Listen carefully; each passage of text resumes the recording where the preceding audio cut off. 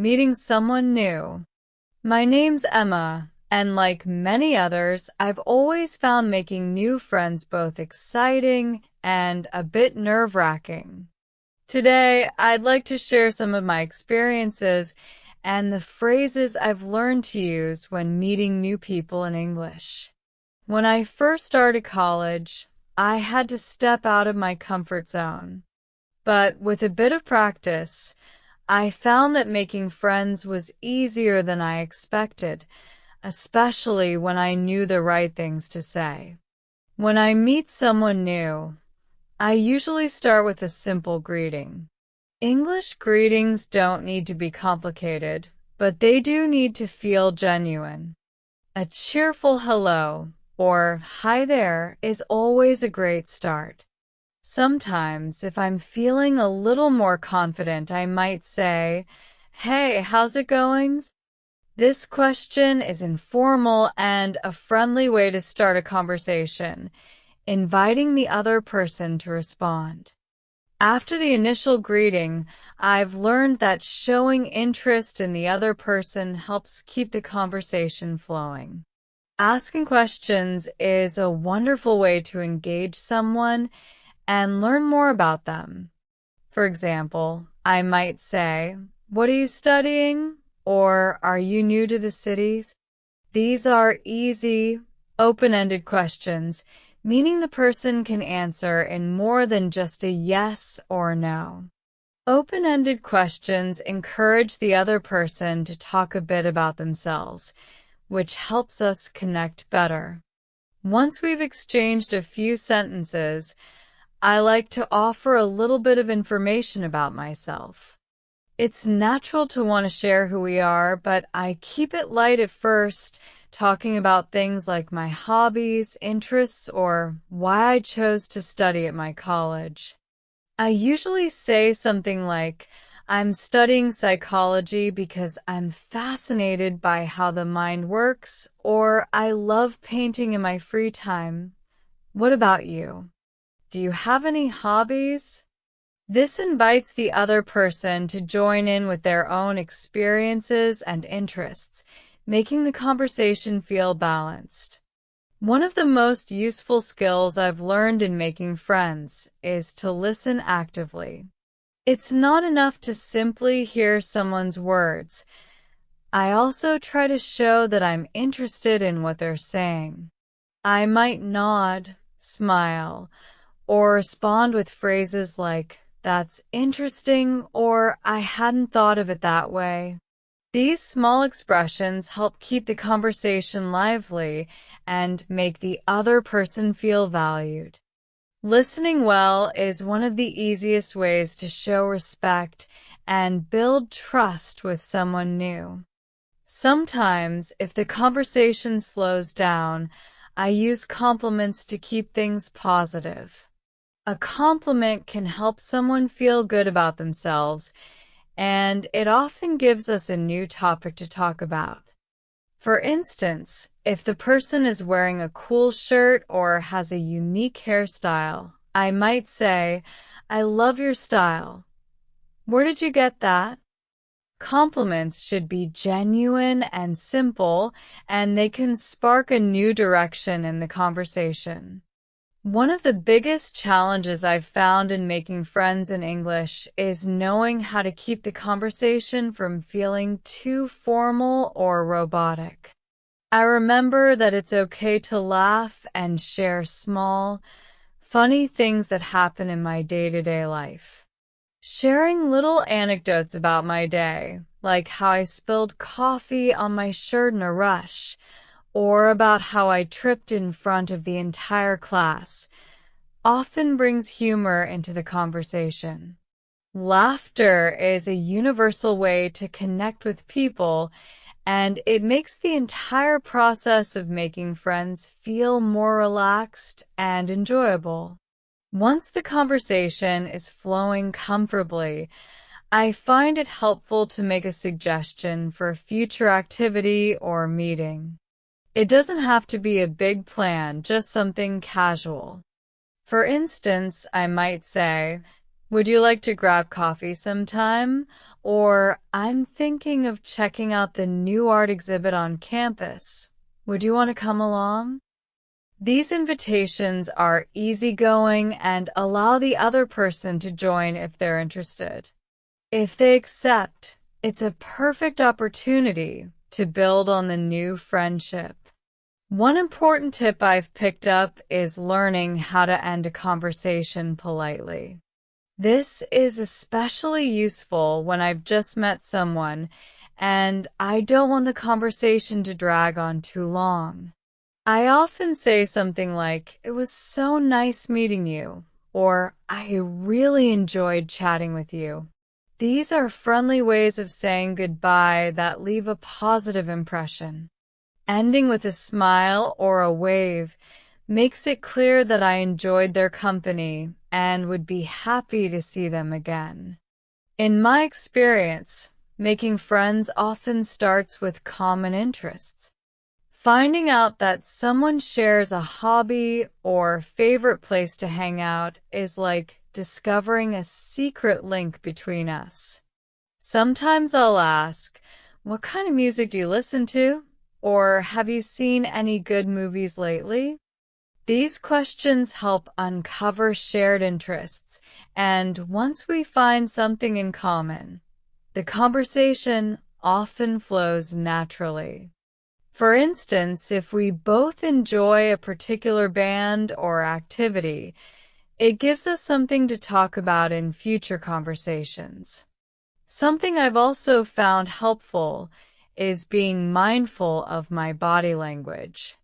Smiling, making eye contact, and using an open posture, like not crossing my arms, all help me appear approachable and friendly. If I'm nervous, I remind myself to take a deep breath and relax. When I look comfortable and relaxed, it makes the other person feel more at ease, too. Another tip I find useful is avoiding talking about controversial or heavy topics when I first meet someone. Topics like politics, religion, or very personal issues can make people feel uncomfortable. Instead, I focus on light topics, like places we visited, books we're reading, or interesting things about our city. This keeps the conversation enjoyable and easygoing, especially when we're just getting to know each other. There are also moments when I make new friends by joining clubs or groups with shared interests. Clubs are wonderful places to meet people who already have something in common with me, whether it's sports, arts, or academics.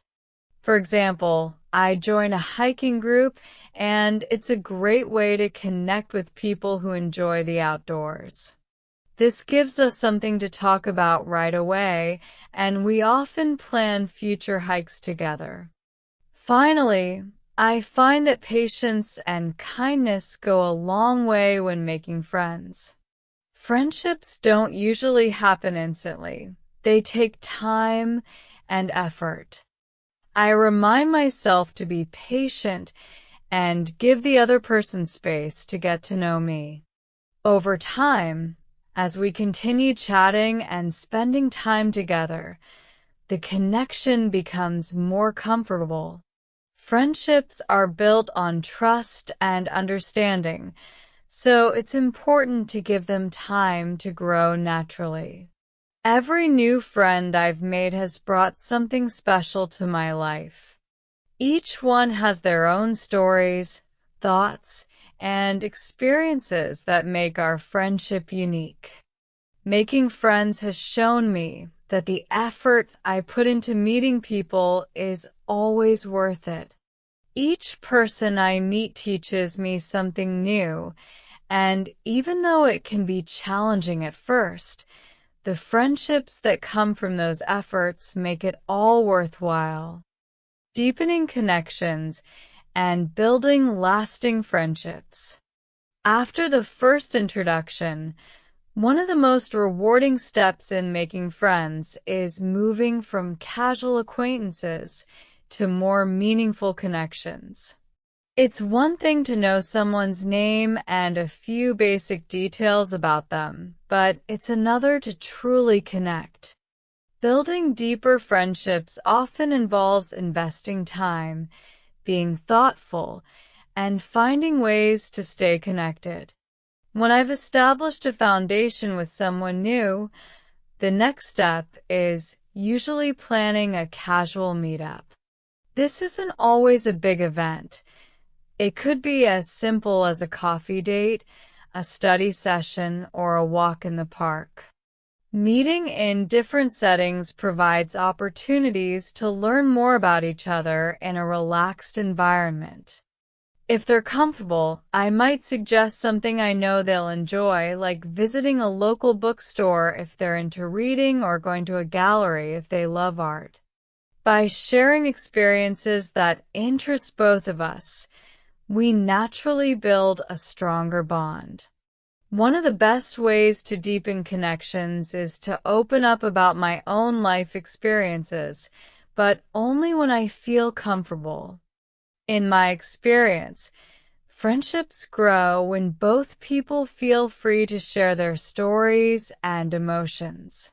Talking about family, future goals, or past experiences helps the other person understand who I am. Sometimes, sharing small, personal moments like my favorite childhood memory or my dream travel destination create space for my friend to share their own stories. Another thing I focus on is being dependable. Small acts of kindness and reliability show people that they can trust me. If I've promised to meet someone at a specific time, I make an effort to be punctual. If I can help with a problem they're facing, like offering notes for a class they missed or suggesting a good place to find study materials, I try to help. By being there for others, I show them that I'm committed to being a good friend, and they usually respond with the same care and trust. Group gatherings can also be a wonderful way to grow friendships. If I'm invited to a friend's gathering or if we attend an event together, it's an opportunity to see how we interact in different settings. Watching how my friend interacts with others helps me understand their personality more fully. Social gatherings also introduce me to other people in their friend group, expanding my circle and giving me the chance to connect with more like-minded individuals. One strategy one find useful is practicing empathy in my friendships. By making an effort to understand how my friend feels, I build a stronger sense of trust and mutual support. If they've had a rough day, I try to offer comfort by listening and empathizing with their situation. Sometimes I'll say something like, "That sounds really tough. I'm here for you," which lets them know I'm genuinely interested in their well-being. Empathy is a powerful way to show friends that I care, even if I can't solve their problem. As I build friendships, I find that humor is a great way to make our time together enjoyable. Laughing at funny situations or sharing lighthearted stories makes us feel closer. Sometimes my friends and I will joke about our shared experiences, like a challenging assignment or a funny incident in class. Humor makes these moments feel memorable and meaningful, and it helps us create shared memories we can look back on. Jokes and laughter make friendships feel joyful and help relieve stress, especially when we're dealing with tough days. Maintaining communication outside of in-person meetings is another key to deepening friendships. Texting, calling, or even sharing something interesting on social media helps keep the connection alive. A simple message like, "Hope you're having a great day" can brighten someone's day and let them know I'm thinking of them. When I come across an article, book, or event I know they'd like, I might send it their way as a way to show that I remember their interests. Thoughtful gestures go a long way in showing that I value the friendship. Something I've also learned is the importance of celebrating my friends' achievements and special moments. Whether they've aced a tough exam, gotten a promotion, or reached a personal milestone, showing my excitement for them strengthens our bond. For birthdays or other celebrations, even a small, thoughtful gift or a heartfelt message can make them feel appreciated. Celebrating these moments reminds us both of the positive energy we bring to each other's lives. Balancing honesty with kindness is another principle I strive to maintain. Honesty is crucial in a friendship, but it's equally important to be gentle and considerate. If I have constructive feedback to offer, I try to phrase it in a supportive way. For instance, if my friend is dealing with a challenging situation, I might say, "I see where you're coming from. Here's something that might help."